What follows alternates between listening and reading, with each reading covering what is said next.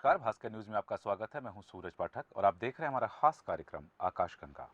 आकाशगंगा में आज हम बात करेंगे कि मां भगवती की आराधना का, मां शक्ति की आराधना का, शक्ति उपासना का दुर्लभ अवसर हमें प्राप्त होता है नवरात्र में। वैसे तो वर्ष में 4 नवरात्र आते हैं, किंतु यह नवरात्र अपने आप में महत्वपूर्ण होते हैं क्योंकि संसार का प्रत्येक प्राणी भय, भ्रांति एवं अभाव से किसी न किसी मात्रा में ग्रस्त रहता है। परिणाम स्वरूप वह संसार में घात प्रतिघात से त्रस्त रहता है।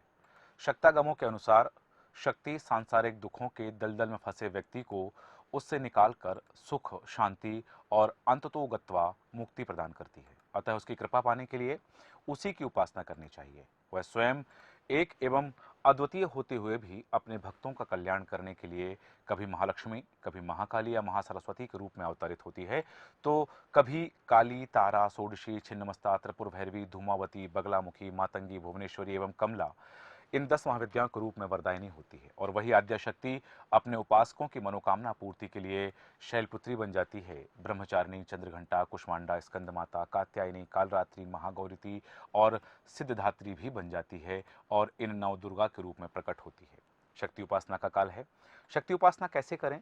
माँ भगवती की कृपा प्राप्ति के लिए हम कौन से उपाय अपनाएं? वो कौन सी विधियां करें कि माँ भगवती की कृपा, आद्य शक्ति की कृपा हमको प्राप्त हो और हमारे जीवन में जो भी कष्ट हैं, जो भ्रांतियां हैं, जो अभाव हैं, वह दूर हो जाएं। माँ भगवती हमारे क्लेश का हरण करें।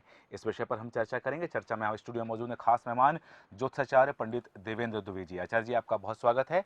और दर्शकों को हम बता दें कि आज के इस कार्यक्रम में हमारे साथ तंत्राचार्य पंडित शांतनु गौतम जी भी रहेंगे, उनसे भी हम चर्चा करेंगे। लेकिन उससे पहले हम बात करेंगे ज्योतिषाचार्य आचार्य देवेंद्र द्विवेदी से। आचार्य, जिस तरह से बात की जाती है, कहा जाता है कि शक्ति उपासना का पर्व है और शक्ति की उपासना सब कुछ देती है। माँ भगवती भुक्ति भी देती है, भोग भी देती है और मोक्ष भी देती है। नवरात्र की मूल संकल्पना और आधारभूत सिद्धांत प्रतिपादित किए गए हैं हमारे वेदों में। किंतु जब हम बात करते हैं शक्ति की, बात करते हैं शक्ति की आराधना की, तो उल्लेख मिलता है कि रक्षांसि यतो गृविशासनागा यत्रारयोदस्युबलानि यत्र दावानलो यत्र तथाब्धि मध्ये तत्र स्थिता त्वं परिपासि विश्वम्। अखिल ब्रह्मांड का परिपालन करने वाली माँ भगवती हमें दावानल से मुक्त करती हैं। आचार्य जी, माँ भगवती की आराधना करने के लिए सबसे पहले हमें किन नियमों का पालन करना चाहिए और भगवती की आराधना कैसे करनी चाहिए? नमस्कार जी।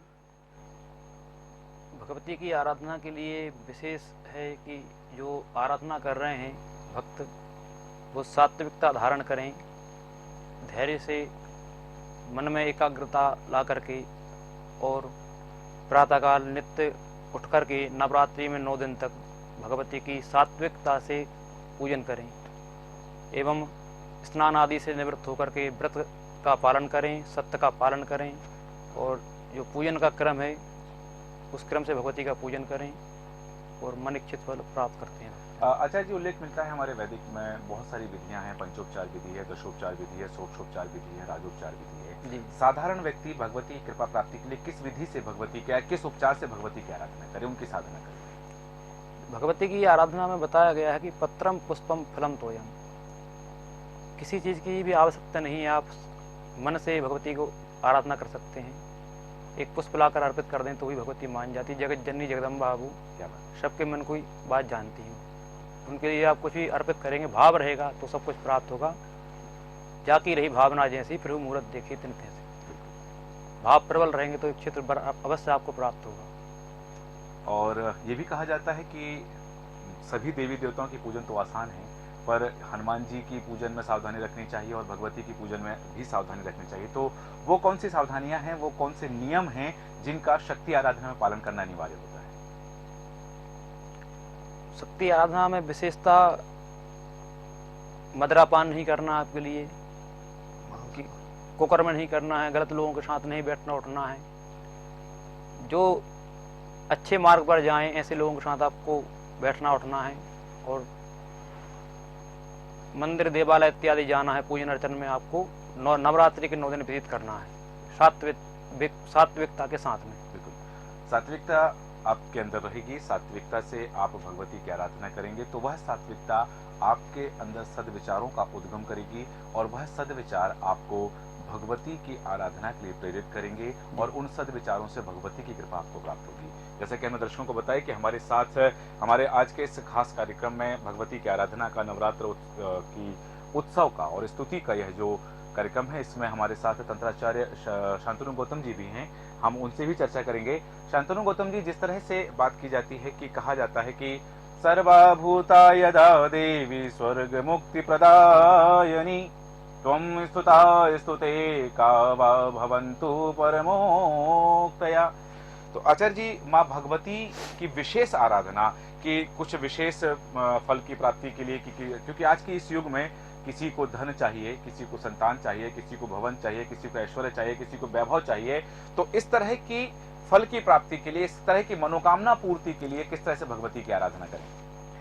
ये आपने बहुत अच्छा सवाल पूछा। पहले मैं सभी भास्कर न्यूज दर्शकों को मैं प्रणाम बोलता हूँ, नमस्कार कहता हूँ, और आपने बहुत अच्छा प्रश्न किया। सबसे बड़ी बात होती, माँ भगवती के हर राशि का, हर लोगों के लिए अलग अलग स्थितियां बनाई गई हैं जी। जैसे कि मेष राशि है, इसको देखते हुए सबसे पहले इन व्यक्ति जातकों को सफ़ेद फूल माता को देना चाहिए।